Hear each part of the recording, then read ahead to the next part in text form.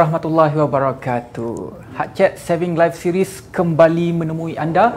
Kalau tahun lepas kita bersiaran kepada anda setiap hari Rabu pukul 11 hingga pukul 11.30 setiap hari Rabu pagi. Tetapi tahun ini dengan nafas yang lebih segar, selamat tahun baru saya ucapkan kepada semua. Kita akan bersiaran kepada anda setiap hari Jumaat pukul 3 sehingga pukul 3.30 petang seperti biasa. Dan anda boleh tonton kami di Facebook Institut Jantung Negara seperti biasa.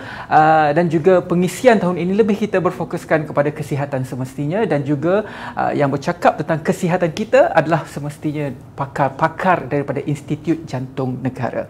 Kalau anda ada sebarang persoalan ataupun sebarang input, anda boleh letakkan sahaja di komen di bawah live ini. Ada ruangan komen kan? Ada sahaja soalan, ketidakpastian terhadap isu yang kita bawakan, anda boleh letakkan komen. InsyaAllah saya selaku host ataupun nama saya Ridwan Mustafa akan memberikan soalan itu kepada tetamu yang akan hadir setiap minggu, dan tetamu tersebut, pakar tersebut akan menjawab persoalan anda.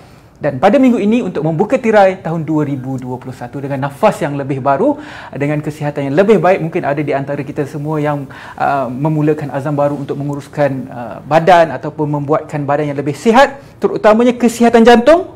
Hari ini kita akan melihat dan juga membincangkan tentang topik iaitu jantung, sakit jantung dan bagaimana rawatannya. Dan secara asasnya pada hari ini kita akan melihat secara orang kata pandangan mata burung kenapa jantung itu penting kepada manusia. Dan hari ini saya akan bersama dengan seorang lagi pakar dari Institut Jantung Negara, Dr. Rafidah Abu Bakar, iaitu konsultan kardiologis Institut Jantung Negara. Saya persilakan Dr. Rafidah, silakan bersama dengan saya untuk petang Jumaat ini. Santai-santai doktor, apa khabar? Terima kasih Rizwan kerana menjemput saya. Alhamdulillah doktor. Jadi saya dah buka, saya kata tahun ini, tahun 2021 kita mulakan dengan nafas baru. Ramai orang meletakkan satu azam, kita nak makin sihat, ada yang nak makin kurus. Tetapi makin kurus, macam mana nak makin kurus tu? Makin kurus, ramai lah. Sebab apa? Satu daripada dua rakyat Malaysia sebenarnya berada dalam kategori obesiti. Betul. Jadi apabila berada dalam obesiti, banyaklah dia punya risiko selepas itu sakit jantung lah. Daripada sakit jantung, dia bawa banyak-banyak sakit lagi lah. Ya, banyak-banyak. Susah tu lepas tu. Itulah, apabila kita bercerita tentang jantung ni, kenapa jantung itu merupakan satu organ yang cukup penting kepada badan manusia. So, first thing, kita kena tahu apa fungsi jantung tu. So, jantung ni saiznya sebenarnya kecil saja. Saiz dia is about the size of my fist. So, saiz macam genggaman tangan. So, apa jantung ni buat? Dia adalah mengempam darah ke seluruh badan untuk memberikan oksigen ke organ-organ di dalam badan lah. Dalam jantung ni juga, as you know, kita ada saluran darah. So kita ada saluran darah yang kita panggil coronary artery, as well as kita ada injap-injap.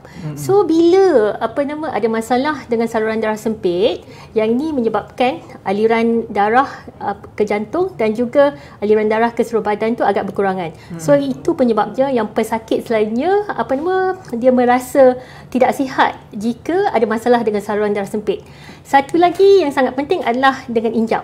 So kadang-kadang kita dengar kan ada orang cakap injap bocor, injap sempit. So benda-benda ni adalah penyakit-penyakit yang berkaitan dengan jantung lah. So kita kena pastikan especially kalau yang macam saluran darah sempit tu, kita boleh cegah daripada berlaku lah. Okay. Doktor, sekarang depan kita ni ada replika jantung. Tunjuk mana injap, mana saluran darah yang penting, yang perlu kita tahu. So basically yang ini adalah kita punya jantung lah. Yang colour merah ni semua, ini adalah saluran darah utama kita. So ini adalah apa yang kita panggil coronary artery.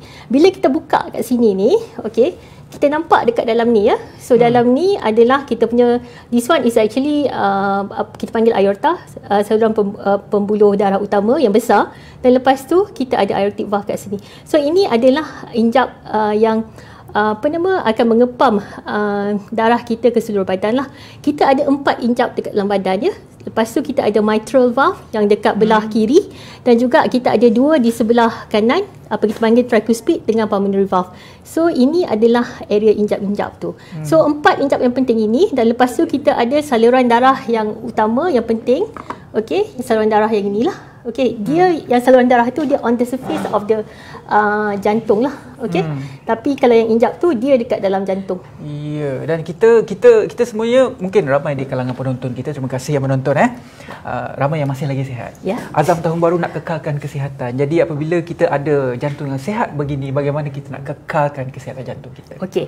So perkara pertama yang kita perlu buat adalah kita kena bersenam lah. Bersenam ni at least 5 kali seminggu. Selalunya kita boleh buat dalam 30 minit every day, dan kita boleh buat probably kalau kita buat 5 kali tu okey lah. Kita punya quota is about 150 minutes lah.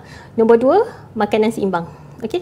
So makanan seimbang ni kita rasanya tahun 2017 Kementerian Kesihatan launch the suku-suku separuh punya kempen.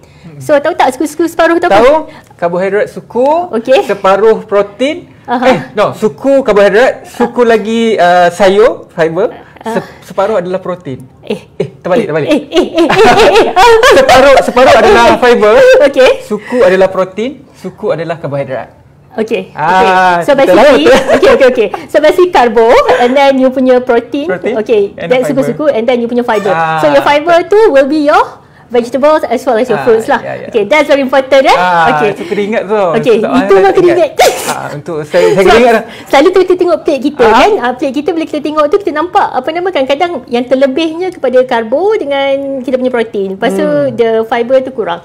So that is another thing yang kita kena ingat lah. The other thing is that kita kena tahu juga sebab selalu orang tanya kat saya, umur berapa kita kena start check tekanan darah, kita kena start check kita punya gula, kita kena start check kita punya kolesterol. So kalau untuk tekanan darah ni sebenar-benarnya lah, kalau betul-betul nak jaga kesihatan, kita kena start awal. Seawal umur 18 tahun. So kalau katakan tekanan darah pada masa itu normal, then you can repeat every 2 years. Setiap 2 tahun kena check tekanan darah. Okey? Pandangan doktor lah, bagaimana tentang kesedaran masyarakat Malaysia berbanding dengan negara-negara yang sudah maju dari segi kesihatannya? Orang kita macam sihat, orang kita sihat ni, tapi orang kita sihat badan macam ni. Tapi dia punya ignorance terhadap nak check tu, check yang berkala. Kalau sakit baru pergi hospital, dia tak nak check waktu dia sihat. Rasanya kesedaran kita because saya dulu pernah bekerja di luar negara, saya pernah bekerja di UK as well as in Ireland. So daripada segi kesedaran di Malaysia ni, saya nampak sejak saya balik tahun 2013 sampai ke sekarang ni, kesedaran tu dah improve lah compare to when I first came back in 2013. Selalunya apa yang saya notice lah, pesakit-pesakit di Malaysia ni, walaupun mereka ada symptoms, mereka tak nak jumpa dengan doktor. So selalunya bila dah teruk sangat, dah katakan 2-3 minggu, dah bengkak kaki teruk, sakit dada dah dekat 2-3 minggu baru datang. By that time dah terlambat lah, especially kalau pesakit tu ada serangan jantung. Sebab the first 24 hours is actually the key time. So kalau katakan dah lepas 24 jam tu, chances dah ada banyak damage done to the heart lah. Maksudnya dah ada scar. So maksudnya tisu tu dah matilah. Imagine lah kalau saluran darah tu besar macam ni, dan you occludekan saluran darah tu dengan darah beku, katakanlah kau dapat serangan jantung, dan imagine saluran darah yang dekat bawah tu tak dapat blood supply. So area yang tu bila tak dapat oksigen yang lama, so otot tisu tu dah mati. So ini yang pesakit yang datang selepas 2-3 minggu, these are the type of patient yang akan menyebabkan yang akan ada masalah dengan jantung lemah. Dan kalau kita lihat jugalah, apabila kita bercakap tentang sakit jantung dan sebagainya, apakah faktor yang menyebabkan seseorang itu terkena serangan jantung? Ada orang yang lahir-lahirnya sudah orang kata jantung berlubang. Adakah macam mana pula itu congenital? Yang tu kita kalau congenital tu yang lain, tapi kita rasa dalam kes ni kita kena discuss pasal benda-benda yang kita boleh ubah lah. Maksudnya there are modifiable factors as well as non-modifiable factors. So dalam kes ni kita kena tengok pada kolesterol. So benda-benda ni adalah benda yang kita boleh ubah. Kolesterol. Lepas tu gula, kita kena make sure, kita kena selalu check lah. Macam saya cakap tadi, kita kena start screening awal. umur 18 tahun, and then every 2 years. Kalau katakan normal, buat every 2 years. Tapi kalau katakan borderline lah, contohnya lah, you punya fasting sugar 6.7. Kalau 6.7 tu, you better check again in about 3 months. Okay, sebab nak make sure you tak ada kencing manis. And then merokok. Merokok ni memang sangat penting sebab banyak pesakit saya walaupun dah dapat serangan jantung, dah datang dengan serangan jantung ni. Okey, kita discharge cakap, okey pakcik lepas ni stop merokok lah. Kita datang jumpa balik 3 bulan, masih merokok. Bila tanya berapa banyak merokok pakcik? Oh, sekarang dah sikit doktor. Daripada berapa banyak pakcik? 20 doktor. Sebelum ni saya merokok 40. Okey lah, improvement sikit. But then kita notice benda tu. Okey. Jadi ada banyak soalan. Ramai yang menonton kita. Terima kasih banyak-banyak. Saya sebut nama sikit lah. Haziq ada, Razanah ada Syahriza. Terima kasih banyak-banyak. Ada satu soalan ini. Saya rasa soalan ini ringkas, tapi kita semua perlu tahu. M. Rikas Nasah bertanya, ramai yang confused, jantung terletak dekat mana? Oh, jantung terletak dekat okey, saya akan point pada area sini ya. So basically tangan kanan. Ini tangan kanan saya. Ini tangan kanan saya. So it's literally on the left side of the heart. So slightly on the left side of the heart. So lebih kurang dekat sini. Okay. Oh, kat sini lah. It's slightly in the middle tapi slightly ke tepi sedikit lah. So it's on the left hand side of your body. Okay. So that is the location of your heart. And then the keliling tu you ada paru-paru.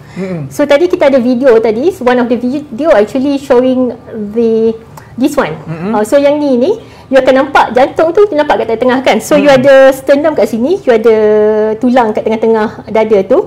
So your jantung is just behind the tulang. Kalau you pegang you punya chest wall ni, you akan rasa yang kat tengah-tengah ni kan ada macam tulang macam ni. Lepas tu on the side you have the ribs. So the jantung is just behind that ribs. Ya, doktor. Dan apabila kita juga bercerita tentang jantung kan, ramai orang yang start buat health screening, kesedaran itu dah wujud. Ada dalam dalam report health screening kita tu mesti ada visceral fat. Jadi apa pentingnya untuk kita tahu tentang visceral fat dan apakah orang kata visceral fat tu menyebabkan apa kalau dia banyak berada dekat jantung kita? Okey. So visceral fat ni sebab dia menyebabkan accumulation of plaque within the blood vessel. So if let's say you have a lot of visceral fat, which means that your risk of getting coronary artery disease, maksudnya kemungkinan untuk dapat serangan jantung ataupun kemungkinan untuk dapat saluran darah sempit in the future adalah tinggi. So dalam kes ni, sebab tu kalau katakan kita buat screening, dia cakap kalau visceral fat tinggi, then they would suggest you to try to lose that, which means one of the way of doing it is by losing weight. So the reason for that is because if let's say you have a lot of that, especially kalau katakan kita buat scan, CT scan ataupun kadang MRI, kadang-kadang kita boleh nampak ada banyak fat just around the heart. So all the people yang ada banyak fat around the heart ni, these are the people that will be at higher risk of getting coronary artery disease in the future kalau pada masa tu dia tak ada lah. So that's the reason why it's very important for us to try to lose the visceral fat. Ya, dan langkah pertama kita kena buat frequently check up. Jadi selain daripada orang yang mempunyai masalah kegemukan ataupun obesiti, yang mempunyai visceral fat tinggi terhadap dalam organ dalam badan itu mempunyai risiko yang tinggi untuk terkena serangan jantung, siapa lagi golongan yang berisiko untuk terkena penyakit jantung ini? Yang daripada screening tu. Daripada screening? Okey, macam yang saya faktor luar mungkin? Faktor luar macam saya cakap tadi, tekanan darah tinggi, okey. Diagnosis of high blood pressure adalah tekanan darah lebih daripada 140/90. Lepas tu kencing manis. So kencing manis ni you punya fasting sugar 7 or more than 7. Okay, this one is the fasting sugar. HbA1c, this is the average 3 months sugar. The diagnosis is 6.5% if you follow the international guideline. But if you follow the Malaysian guideline, they put it at 6.3%. The reason being, the justification that they gave is that Malaysian, kalau ada kencing manis, selalunya mereka develop banyak komplikasi. Sebabnya mereka kurang, kontrol tu agak kurang among Malaysian. So sebab tu mereka turunkan dia punya diagnosis level tu kepada 6.3%. Okey. Dan lepas tu kalau kurang exercise, yang tu satu lagi. And then kalau yang modifiable tu kegemukan lah, another thing. And then kita dah bercakap pasal merokok. Ada juga risiko-risiko yang kita tak boleh nak ubah lah. Contohnya, kalau ada family yang memang ada masalah dengan serangan jantung and semua dapat masa umur yang muda. Contohnya umur 20-30 tahun memang dah dapat. So this is actually your family history. Maksudnya keturunan. Dalam keturunan tu memang ada genetic predisposition untuk dapat serangan jantung. Yang ni memang kita tak boleh nak buat apa-apa lah. Okay? Dan lepas tu kalau lelaki versus perempuan, selalu orang cakap kan, kalau sebelum menopause ni perempuan agak laki sedikit lah. Sebab dia get the protection of the estrogen. After menopause, mereka banyak lagi dapat serangan jantung. Okay? Ini adalah faktor-faktor yang kita kena tengok jugalah. Ada lagi soalan ni daripada Yvonne. Dia tanya how to reduce the visceral fat. Very direct soalan. Okay, how to reduce the visceral fat? Well, I mean, like, the one thing with that is that diet would be one thing. Okay, what I would suggest is that you probably should counsel. Usually in any hospital, they usually will have the dietitian who can actually advise you with regards to the type of food that you should reduce, as well as you need to kind of join or maybe you need to have a structured regime of training, exercise lah. So that is the other thing that you can do. Anda juga boleh menonton kembali siaran-siaran yang lepas, di mana tahun lepas bulan 12 kita juga ada berbicara mengenai tentang diet dan juga pemakanan melalui pakar pemakanan di IJN, bagaimana kita nak turunkan berat badan, bagaimana kita nak kontrol lemak dalam badan, dan juga yang penting bagaimana kita nak jaga kesihatan jantung kita. Boleh tengok kembali rakaman-rakaman melalui Facebook Institut Jantung Negara. Kita beralih kepada soalan seterusnya, Doktor.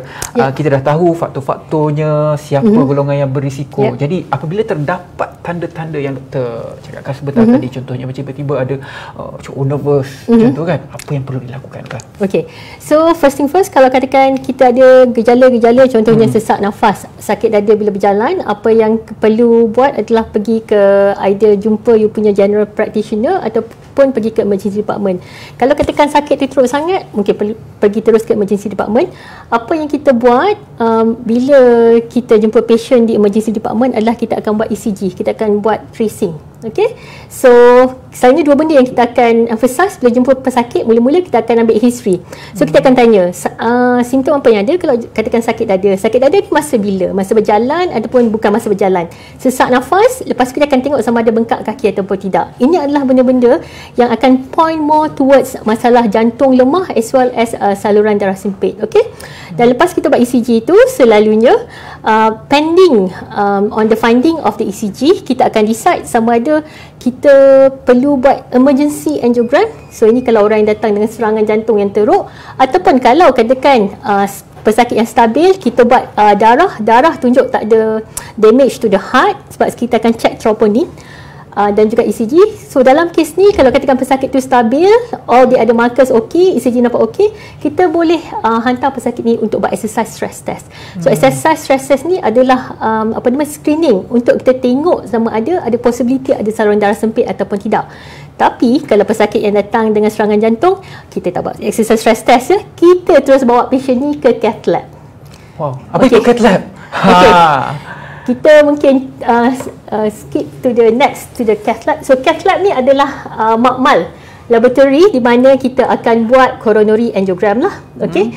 So dalam kes ni, dekat cath lab ni, apa yang kita buat, kita akan buat prosedur apa kita nama coronary angiogram lah. Okay. So dalam bila kita buat prosedur ni, apa kita buat, kita akan tengok sama ada saluran darah sempit ataupun tidak lah. Kita akan injekkan kontras dye untuk lihat sama ada saluran darah sempit ataupun tidak.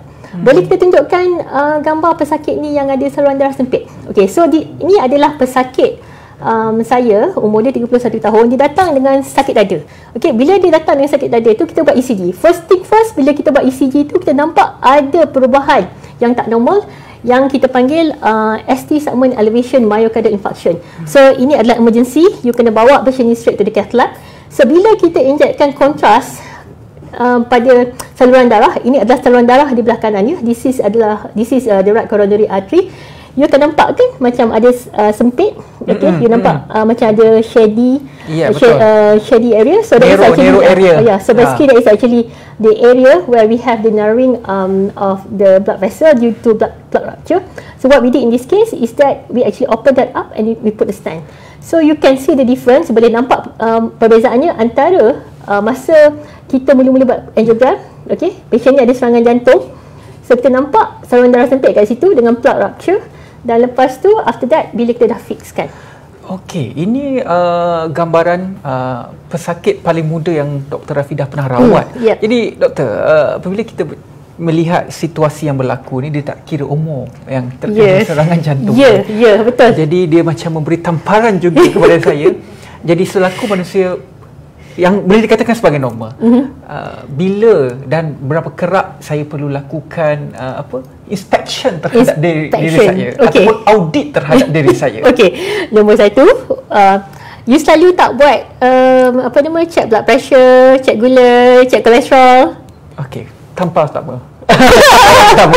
Okay. So macam saya cakap tadi lah, as early as the age of 18 years old, you kena buat every 2 years, okay? Dan lepas tu, kalau katakan you tak ada risk factor, tak ada apa, sebenarnya you can start doing the screening, yang exercise stress test tu, after the age of 30 lah, okay? After the age of 30 years old, you can do that. And then ideally, kalau katakan you ada risk factor, contohnya lah tiba-tiba ada tekanan darah tinggi ke, atau ada kolesterol tinggi, ideally you kena buat setiap tahun lah. Okay, tapi kadang-kadang ada pesakit yang langsung tak ada risk factors, so yang tu kalau kita buat 2 tahun sekali pun tak ada masalah. Itu dia. Tapi kalau yang gula, kolesterol dengan tekanan darah tinggi tu, kalau katakan any of these ada yang tak normal, you mungkin kena buat lagi awal lah. Mungkin ada, depending on the level, you probably kena check either every yearly ataupun every 6 monthly. Okey, lepas ni saya kena buat lah. Dan anda juga kena buat. Sebab apa? Kita baru berada 15 hari pertama tahun 2021. 2021, betul. Ada lagi 350 hari sebelum berakhir. For the first 15 days, kita dah ada darurat, kita dah ada full MCO. Yes, darurat full MCO lagi? Dengan banjir. Aduh, antara yang saya baru lihat dulu saja. Antara yang terteruk jugalah apa yang berlaku situasi dekat Malaysia sekarang. Jadi kalau anda ada soalan apa sahaja, boleh saja letakkan di Facebook Institut Jantung Negara, letakkan komen ataupun apa sahaja ketidakpastian anda, saya akan bacakan, dan juga Dr. Rafidah akan menjawab persoalan anda. Baiklah, tadi kita dah bercakap mengenai orang yang terkena serangan jantung tersebut, ada tanda-tanda. Jadi sebelum sampai ke hospital, doktor dah selepas sampai di hospital, doktor dah cerita apa prosedur perlu dilakukan. Jadi orang sekelilingnya apa perlu buat kalau nampak kawan-kawan ataupun orang paling dekat dengan kita ada tanda-tanda tersebut? Maksudnya ada sesak nafas. Ya, macam doktor nampak saya. Saya nampak doktor bukan doktor lah. Okey. Dalam keadaan doktor bukan doktor. Macam mana? So kalau macam tu selalunya daripada segi ubat-ubatan, obviously you tak boleh nak periksa apa-apa kan. So dalam kes tu mungkin you boleh advise your friend or your family members untuk pergi ke emergency department. Kalau katakan ada sakit dada, okey, sakit dada dan simptom tu tipikal macam serangan jantung, sakit dada, lepas tu ada berpeluh-peluh, semua sesak nafas. Yang tu kalau katakan sebab ada some of our audience probably ada pernah buat stand, so mereka mungkin ada aspirin, yang tu bolehlah kasih pada pesakit juga. So dose yang selalunya loading dose is 300 mg. Tapi selalunya majority of the cases you tak akan ada semua ubat ni on standby. So apa you boleh buat, the best thing that you can do adalah call 9999, panggilkan ambulans untuk pesakit tu, ataupun kalau katakan tak boleh dapat ambulans, you bawa terus ke emergency department lah. Satu soalan daripada Prakash ni. Terima kasih Prakash. The differences of panic attack and heart attack, what are they? Panic attack and heart attack. Okay. Anxiety ke apa? Okay, panic attack is actually anxiety. Okay.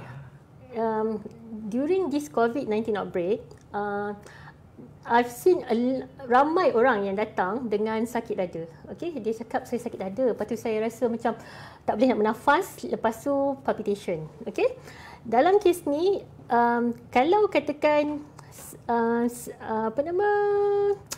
heart attack, dalam kes heart attack ni, bila kita buat test yang kita tunjuk tadi, kita buat ECG, kita buat heart tracing tu dia akan tunjukkan sama ada abnormality atau tidak. Nombor 2, kita akan buat ujian darah. Ujian darah yang kita buat adalah troponin as well as CK. This is the kadar enzim. Nak tengok sama ada kerosakan pada otot jantung ataupun tidak. Okey. Kalau katakan dua-dua ni negatif, possibility untuk you ada serangan jantung ataupun heart attack at the time is very low. But kalau you ada typical symptom, maksudnya you still ada sakit dada, kita akan keep you in for observation. Usually kita akan keep for 24 hours because kita akan repeat balik darah tu selepas 12 jam nak pastikan tak ada perubahan. Kalau panic attack ni, selalunya simptom dia punya sakit dada tu tak typical. Okay? So usually triggered by for example lah, one of the patient that I've seen during this COVID-19 pandemic, dia cakap kat saya, dia sakit dada, sesak nafas kalau dia keluar rumah je. Kalau dia keluar rumah je. Kalau dia duduk rumah, dia tak ada. So dalam kes ni, kita tak boleh nak totally ignore all the symptoms. So apa kita kena buat? Okay, kita explain to the patient, okay, daripada symptoms ni, ada possibility yang ini ada component of anxiety. Tapi tak ada masalah. What you need is reassurance. So what we will do is that we will do the test lah. Okay, either you do stress test ataupun you boleh buat CT coronary angiogram, CT scan. Okay, and then of course sesak nafas kita kena address juga sesak nafas. Okay, pneumonia ke jangkitan kuman dekat paru-paru ke ataupun ada air banyak kat dalam paru-paru. So kita buat chest x-ray nak tengok sama ada problem ataupun tidak. Then of course kita buat echo lah. Sebab kalau sesak nafas ni, could it be because of jantung lemah, ada masalah dengan injap bocor, injap sempit, semua tu boleh sebabkan sesak nafas juga. So all this kita akan buat test dulu, and then after that, after semua ni dah kita exclude, dan baru kita kasih last kali kita punya diagnosis. Okay, itu bukan first diagnosis, last diagnosis, anxiety. After we exclude everything, but usually kita dah tahu daripada bila kita dengar tu, kita dah tahu. Tapi kita kena explain to the patient lah, sebab we need to be aware as well, sebab semua orang risau sekarang ni kan. Konsultan kan, dia dengar sikit je dia dah tahu dah. Cuma dia perlu sejarah apa yang anda buat, apa yang anda lakukan semua sekali lah, supaya perlu, yang tu sangat penting. Akhirnya apa yang didiagnos itu benar dan tepat. Nowarni, Assalamualaikum doktor, saya pesakit injap bocor, dah buat angio, tak ada salur darah yang tersumbat. Ada ketika dada rasa sakit dan sesak nafas kalau buat kerja lasak. Kadang sidai kain pun boleh mengah, kadang rasa pitam, rasa nak pitam. Kalau saya rasa sakit dada, perlu ke saya terus ke ED atau rehat di rumah sampai hilang rasa sakit tersebut? Okey, kita punya advice to anyone, kalau ada sakit dada, kalau tak hilang after about 5-10 minutes, sila pergi ke hospital lah. Jangan tunggu kat rumah 10 minutes. Selalunya kita akan cakap, sebab selalunya kalau sakit dada yang teruk ni, dia akan rasa sangat teruk lah. Okay? You can probably wait for about half an hour, tapi selalunya lah, kalau katakan you dapat rasa sakit dada and dia teruk sangat, and then you tak boleh nak bear the pain, you should go immediately lah. Selalunya kita will allow, kalau pesakit yang ada sakit, memang kita tahu ada sakit jantung, kita cakap ambil uap bawah lidah tu, tunggu dalam setengah jam kalau tak okey, datang ke hospital.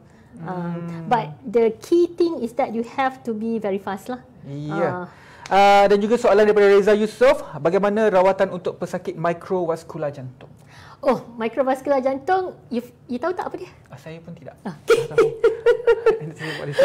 Okay, so mikrovaskular jantung ni maksudnya bila kita buat angiogram, patient ni ada sakit dada, sesak nafas, tapi lepas tu bila kita buat angiogram, saluran darah tu semua normal, tak ada problem. And lepas tu kita buat all the echo, everything normal juga.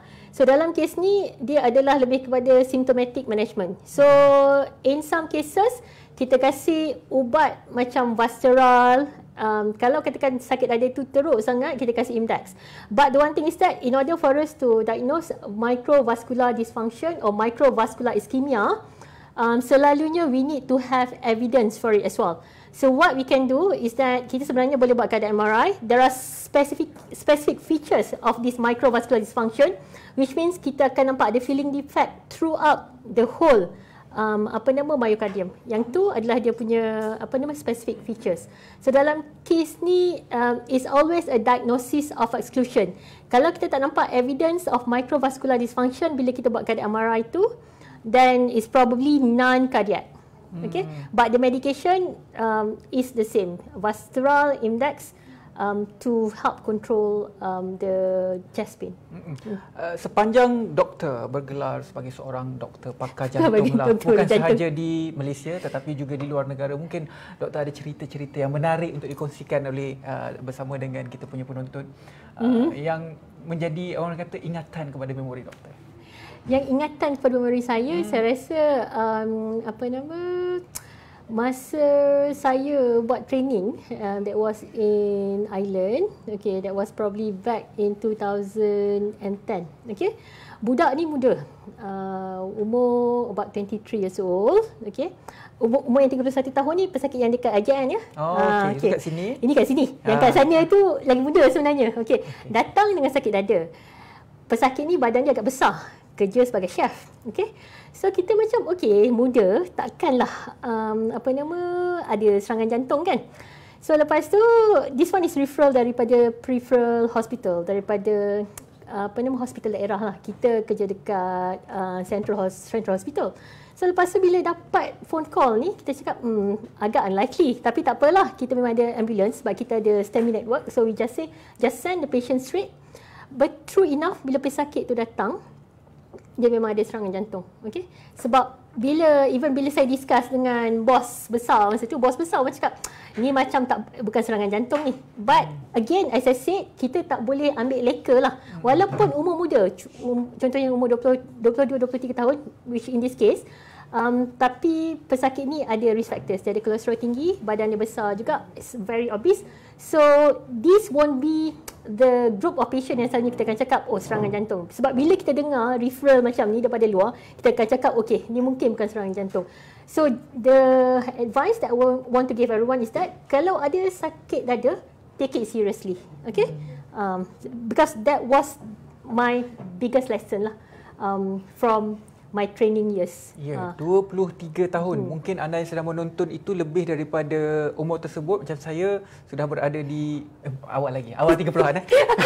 Okey lah, you're younger than me. Age is just a number. Yang penting jiwa kena muda. Jiwa kena muda. Okey, boleh. Yang penting dalam menjaga kesihatan ni, diet kena jaga. Anda boleh ikut segala jenis diet yang disarankan oleh Kementerian Kesihatan Malaysia, suku-suku separuh ataupun apa saja tips. Di Facebook Institut Jantung Negara juga banyak dikongsikan resepi-resepi sihat daripada dietitian IJN, ada juga tips-tips kesihatan, exercise dan sebagainya. Mungkin di akhirnya sedikit lah.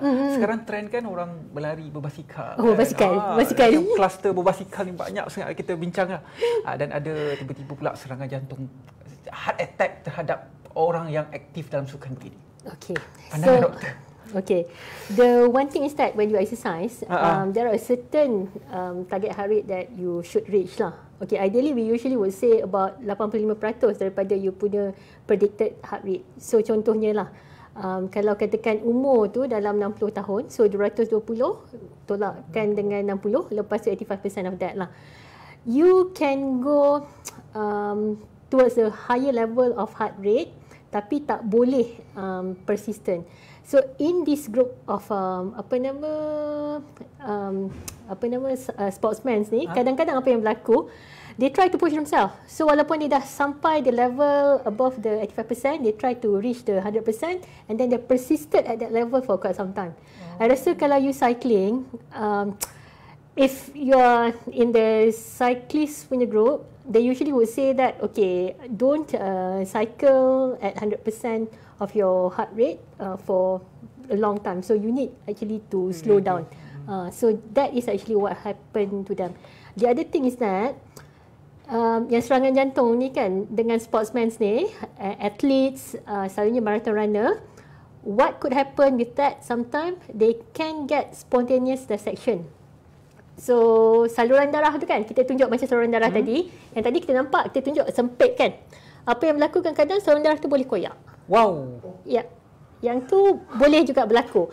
Disebabkan tekanan ke? Tak, bukan. This one kita tak tahu apa dia punya exact pathology, but we see it among sportsmen, marathon runners. That could happen to them as well. Kita kadang-kadang nampak ni pada pesakit-pesakit yang kadang-kadang sakit, contohnya masuk dengan appendicitis ataupun cholecystitis, ataupun kadang-kadang after diorang kalau katakan yang coughing a lot juga. I've seen this happen as well. Saya nampak seorang marathon runner, because all this experience are when I was working abroad. Seorang, I noticed marathon runner datang, sakit dada, serangan jantung. So of course lah, ECG semua nampak macam serangan jantung. Tapi bila kita buat coronary angiogram, kita nampak dia punya saluran darah tu terkoyak. So what we call the spontaneous coronary artery dissection lah. Okay. So yang tu kita nampak. So bergantung pada severity of the dissection, sometimes we can just leave it, sometimes we need to intervene. Okay. And then lepas tu the second one was on a patient yang sakit dekat dalam hospital, post surgery, and then lepas tu sakit, lepas tu has been in the hospital for a few days, apparently has been coughing a lot. I'm not sure whether or not that was actually the trigger, but when we did the ECG, kita memang nampak macam serangan jantung. Lepas tu bila kita buat angiogram, again similar thing that we saw on the marathon runners. Maksudnya bersoal tentang orang sportsman sih, kita kena ada sesi khas yang betul-betul cerita tentang sportsman mungkin. Yes. Sebab dia lagi panjang Lagi panjang. Pasal heart rate ni ada zon 1, zon 2, zon 3, zon 4, zon 5. Kita dah bincangkan sebelum ini, tapi saya rasa tidak ada masalah untuk kita bincangkan kembali dengan lebih jelas macam mana salur darah terkoyak dan sebagainya. Saya rasa itu sahaja masa yang kita ada. Doktor, terima kasih banyak-banyak Dr. Rafidah. Sama-sama. Memberi gambaran kepada kita bagaimanakah jantung kita perlu dijaga untuk tahun 2021. Bukan sahaja 2021 selama-lamanya. Kalau boleh jaga kesihatan anda, jaga makan, exercise, perlu mengikut garis panduan yang telah pun ditetapkan. Kalau ada masalah apa sahaja tanda-tanda, perlu sahaja berhubung dengan hospital terdekat anda. Baiklah, minggu hadapan kita akan lagi bersama dengan anda, masa dan juga waktu yang sama setiap Jumaat pukul 3 sehingga pukul 3.30. Jangan lupa untuk saksikan kami secara langsung, tidak ada tapisan, tidak ada editing, menerusi Facebook Live Institut Jantung Negara. Terima kasih Dr. Rafidah. InsyaAllah jantung kita akan sentiasa sihat. Saya Ridha Musafa, insyaAllah kita jumpa minggu depan.